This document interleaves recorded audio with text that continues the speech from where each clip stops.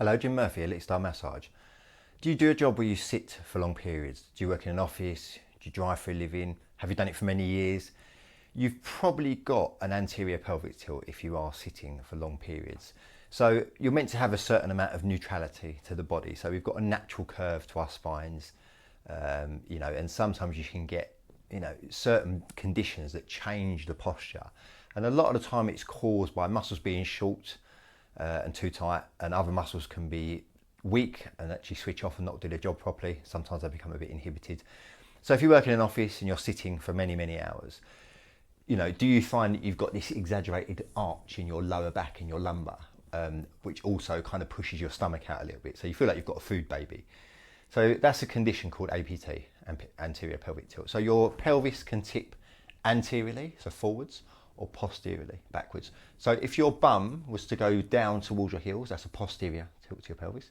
If you go the other way, so you tilt your pelvis forward, you'll feel like you're just arching your lumbar.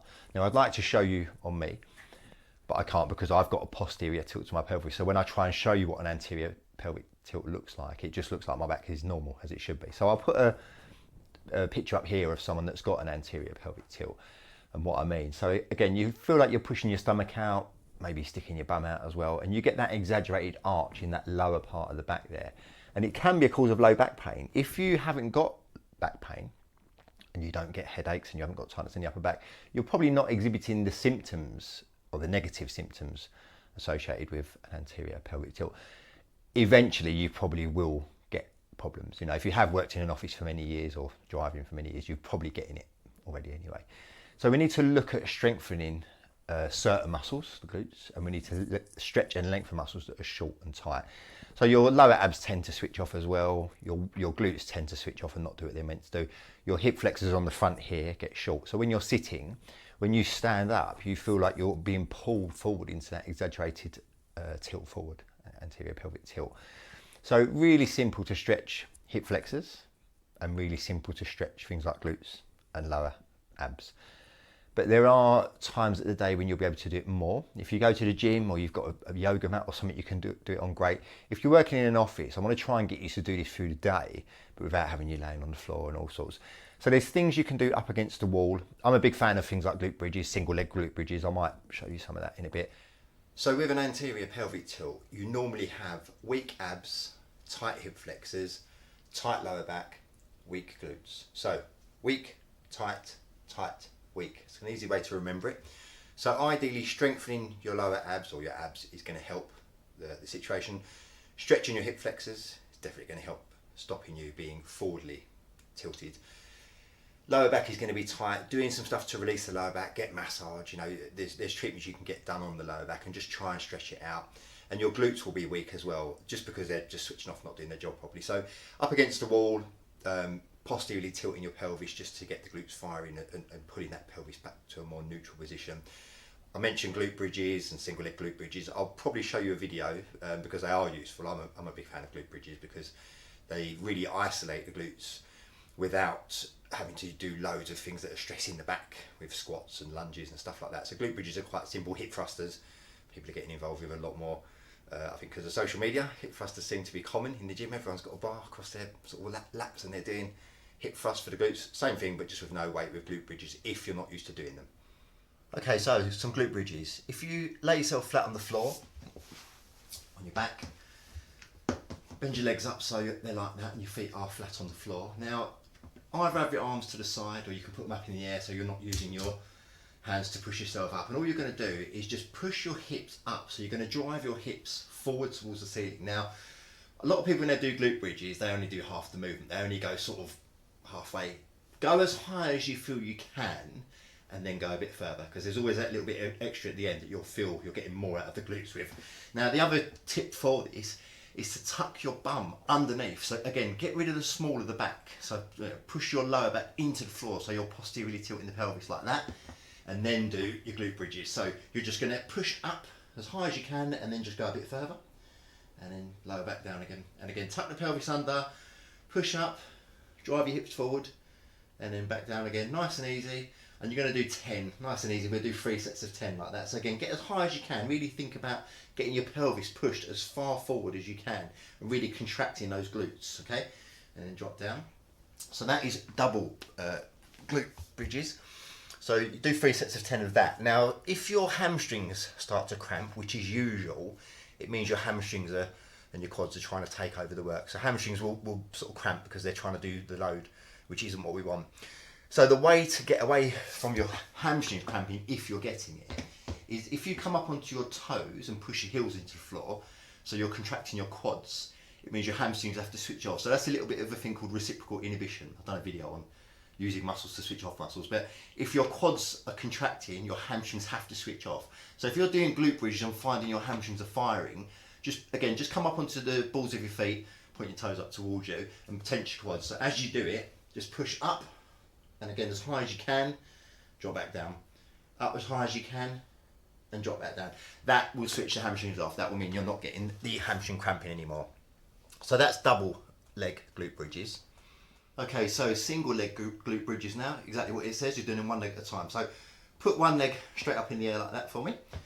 Put your heel where you had the other one for doubles. And if you want to put your toe up, you can if you are getting cramp in the hamstring. And again, arms in the air, and all you're going to do is just drive up using one side of your glute, and that's it. And then drive up nice and high, and drop down, and drive up.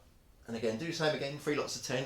You'll really feel that. So again, if I swap sides, so you can see what I'm doing with that leg. Again, just drive up and drop down, and drive up and drop down. So it's pretty simple.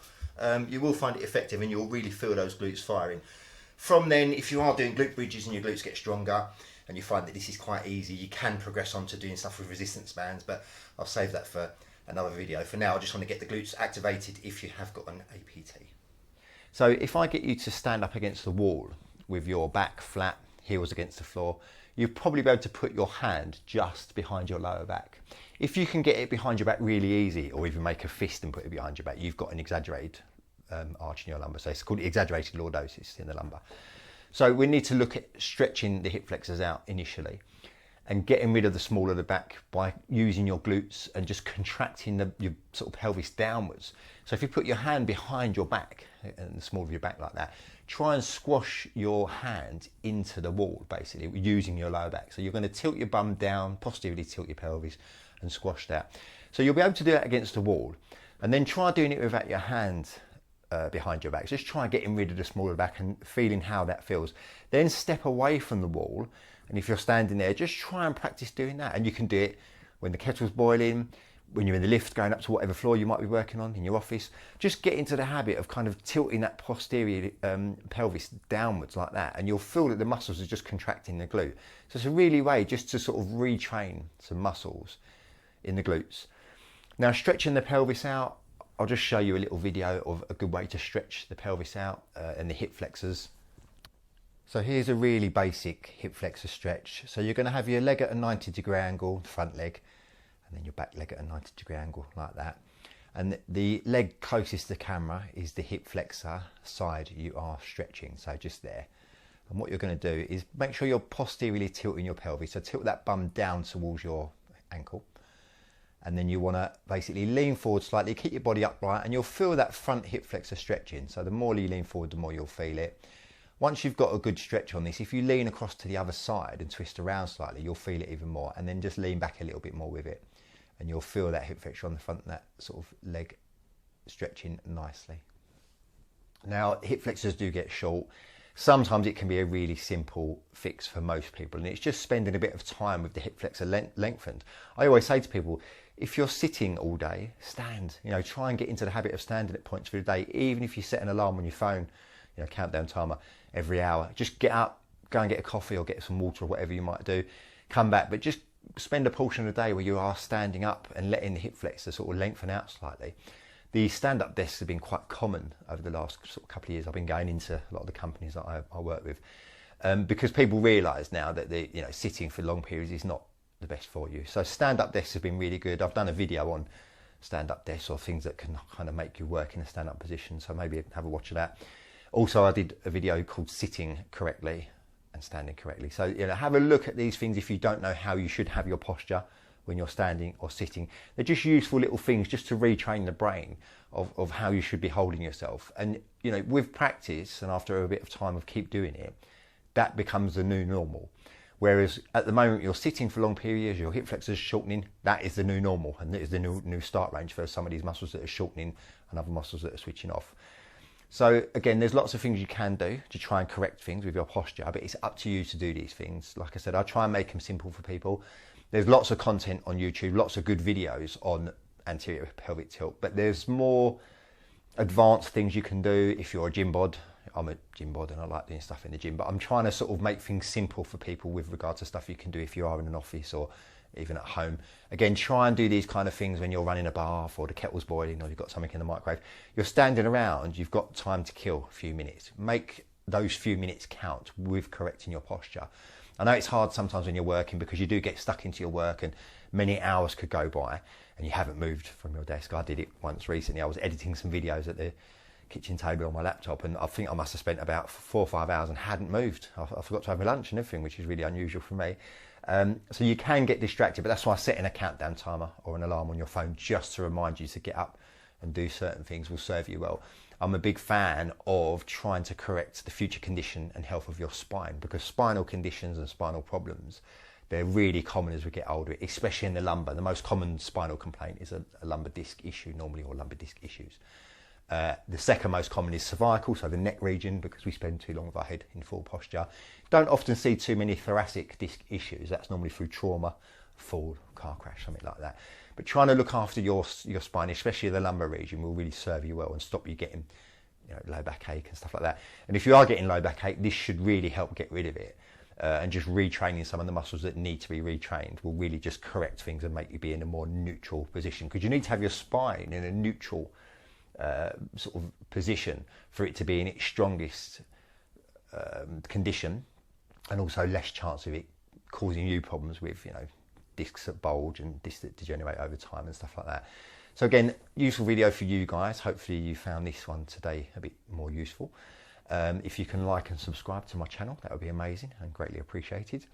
Jim Murphy for Elite Style Massage. See you next time.